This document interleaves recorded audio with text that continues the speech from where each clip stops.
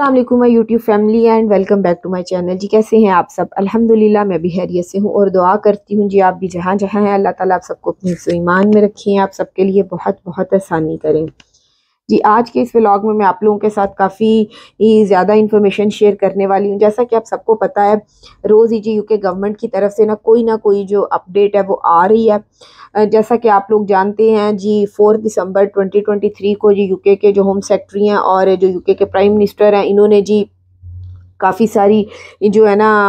Announcements की थी और अब उन वीज़ा और जो उन्होंने अनाउंसमेंट्स की थी, लेकिन उसमें उन्होंने रैंडम इंफॉर्मेशन दी थी। उसमें ज़्यादा हर वीज़ा कैटेगरी के अंदर क्लियर नहीं किया था कि हम किसके अंदर क्या मतलब करने जा रहे हैं। तो उसके अंदर जैसे जैसे टाइम गुजर रहा है, नेक्स्ट ईयर करीब आने वाला है, तो ये और ज़्यादा जो है ना वो न्यूज़ जो है ना उनके अंदर से और ज़्यादा उनको क्लियर करते जा रहे हैं। हर वीज़ा कैटेगरी के अंदर लेके ज़्यादा डिटेल उसकी अगर मैं आप लोगों को कहूँ तो वो बताना स्टार्ट कर दी है कि किस वीज़ा के अंदर क्या है। इससे पहले उन्होंने बस रैंडम इन्फॉर्मेशन दी थी, जैसे कि सैलरी थ्रेशोल्ड है तो वो स्किल्ड वर्कर वीज़ा वालों की इतनी हो जाएगी, तो अपने डिपेंडेंट्स को साथ नहीं ला सकेंगे। तो उसके अंदर फिर बहुत सारे लोग आप लोगों को पता परेशान थे कि जो यूके के अंदर ऑलरेडी हैं उनके ऊपर भी ये रूल इम्प्लीमेंट होने जा रहे हैं।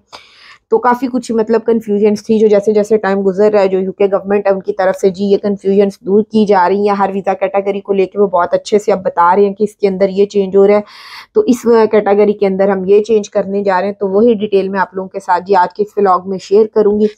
जैसा कि आप लोगों को पता है, सबसे पहला जैसे ही नया साल जो है जी वो स्टार्ट होने लगा है 2024, तो जो सबसे पहला जो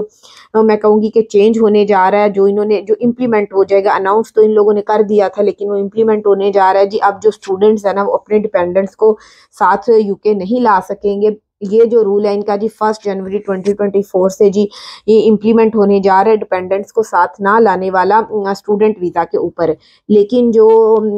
जो लोग स्टडी के लिए आ रहे हैं जी, जो पीएचडी के लिए आ रहे हैं स्टूडेंट वीज़ा के ऊपर और पोस्ट ग्रेजुएट रिसर्च प्रोग्राम के अंदर यूके आ रहे हैं, तो वो अपने डिपेंडेंट्स को साथ ला सकेंगे, उनके ऊपर ये रूल इम्प्लीमेंट नहीं होगा।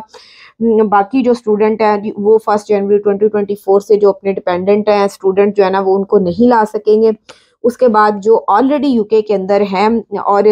रूल के इम्प्लीमेंट होने के बाद भी ना वो अपना जो अगर डिपेंडेंट वीज़ा जो ऑलरेडी स्टूडेंट यूके के अंदर हैं और उन्होंने अपना जी जो डिपेंडेंट वीज़ा है वो एक्सटेंड करना है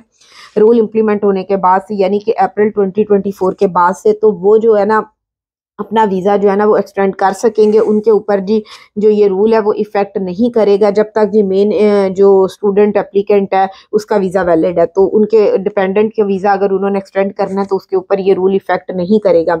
उसके बाद जो लोग सितंबर इनटेक में यूके आए हैं वो भी जनवरी के बाद से अपने डिपेंडेंट्स को बुला सकते हैं, और उसके बाद जी कब बुला सकते हैं, इवन जब तक उनका जो मेन इम्प्लीकेंट मैं कहूँगी स्टूडेंट है उसका वीज़ा मतलब ख़त्म नहीं होता, उसका वैलिड होता है वीज़ा, तो उस दौरान ये भी जी जब भी चाहे अपने डिपेंडेंट को बुला सकते हैं। उसके बाद यूके का जो विजिट वीज़ा है वो जी आपको पता है यूके गवर्नमेंट की तरफ से ये कहा गया है कि अगर आप यूके के विजिट वीज़ा के ऊपर आते हैं तो यहाँ पे आप आके काम कर सकते हैं, और जी वो इन्होंने अलाउ किया है यूके के विजिट वीज़ा के ऊपर आके। वो कुछ स्पेसिफिक कैटेगरीज है किनको अलाउ किया, वो यहाँ पे आके क्या कर सकते हैं, उसकी क्या रिक्वायरमेंट है, वो एक अलग मतलब डिटेल है। लेकिन ये वाला जो रूल है ना ये भी 31 जनवरी 2024 से जी इम्प्लीमेंट हो जाएगा। यूके के विजिट वीज़ा के ऊपर आके आप यूके के अंदर आपको वर्क अलाउ होगा। ये वाला रूल भी जी 31 जनवरी 2024 से इम्प्लीमेंट होने जा रहा है।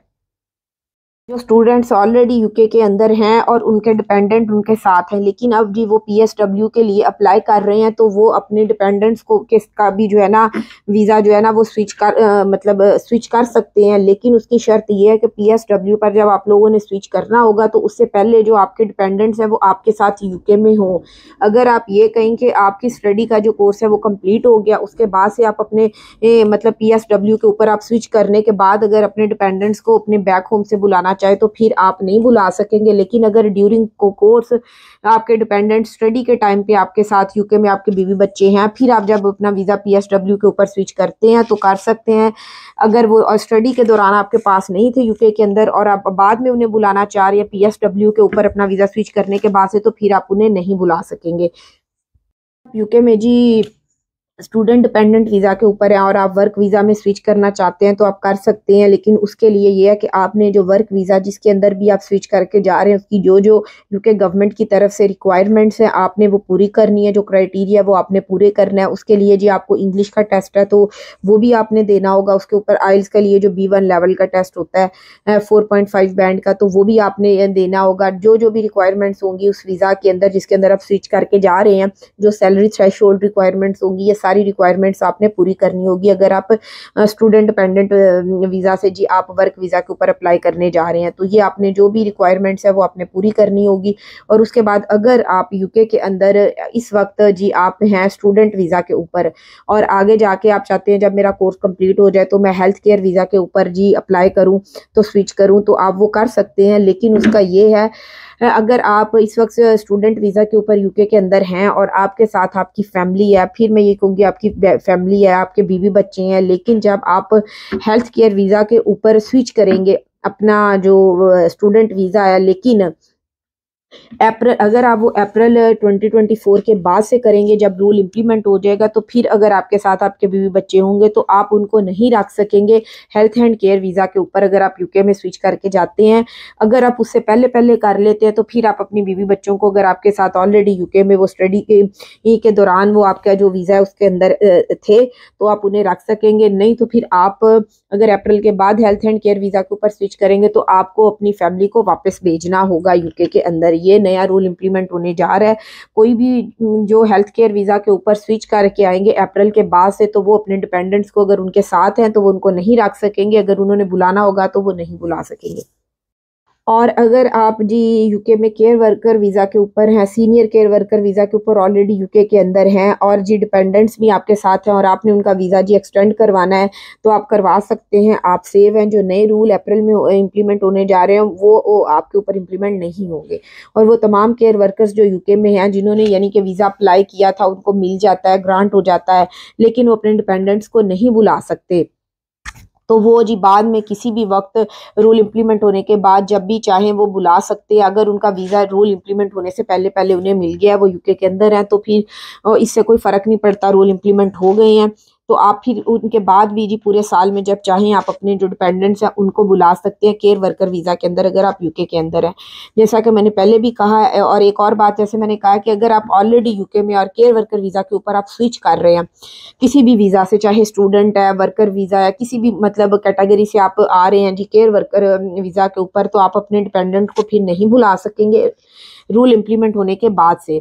और जब जी रूल इम्प्लीमेंट हो जाएंगे तो उसके बाद से अगर आपके डिपेंडेंट ऑलरेडी जिस वीज़ा कैटेगरी के ऊपर आप यूके में थे, चाहे स्टूडेंट थे, तो वो आपके साथ थे किसी के वीज़ा के ऊपर भी, तो आप इस वीज़ा के ऊपर आने से पहले आपकी फैमिली अगर आपके साथ थी तो फिर जी आप फिर भी उनको अपने साथ नहीं रख सकेंगे, आपको उनको वापस भेजना होगा जब आप स्विच करके केयर वर्कर वीज़ा के ऊपर आ जाएंगे।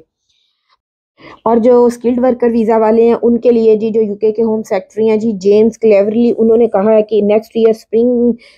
के बाद से ना जो ज़्यादातर फॉरेनर वर्कर्स होंगे उनको यूके के अंदर स्किल्ड वर्कर वीज़ा के लिए क्वालिफाई करने के लिए ना कम अज़ कम जी 38,700 जो है ना वो अर्न करने की ज़रूरत होगी। यानी कि इतनी इनकम इतनी उनको वो अर्न करेंगे तो वो इस वीज़ा के लिए स्किल्ड वर्कर वीज़ा के लिए क्वालिफाई कर सकेंगे। यानी कि उनका एम्प्लॉयर कम से कम उनको इतनी सैलरी ऑफ़र करेंगे। तो फिर उसके बाद अगर आप टीयर 2 वीज़ा के ऊपर जी इस जो रूल इम्प्लीमेंट होने हैं अप्रैल में नेक्स्ट ईयर, उससे पहले पहले यूके आ जाते हैं, आपको वीज़ा मिल जाता है, ग्रांट हो जाता है, तो अगर आपने फिर अपना वीज़ा एक्सटेंड करना होगा, अपना एम्प्लॉयज़ चेंज करना होगा या अपना सेटलमेंट वगैरह का वीज़ा अप्लाई करना होगा, तो फिर आपको जो सैलरी शो करवानी होगी जी वो ये जो 38,700 है वो शो नहीं करवानी होगी। एक तरह से आपको भी जी 29,000 ही शो करवानी होगी, जैसा कि फैमिली वीज़ा वालों के लिए हो जाएगा रूल अप्रैल के बाद से। तो होप सो जी आप लोगों को मेरा ये जो आज का व्लॉग भी है ये इन्फॉर्मेटिव लगा होगा। तो प्लीज़ आप लोगों ने चैनल को सब्सक्राइब ज़रूर करना है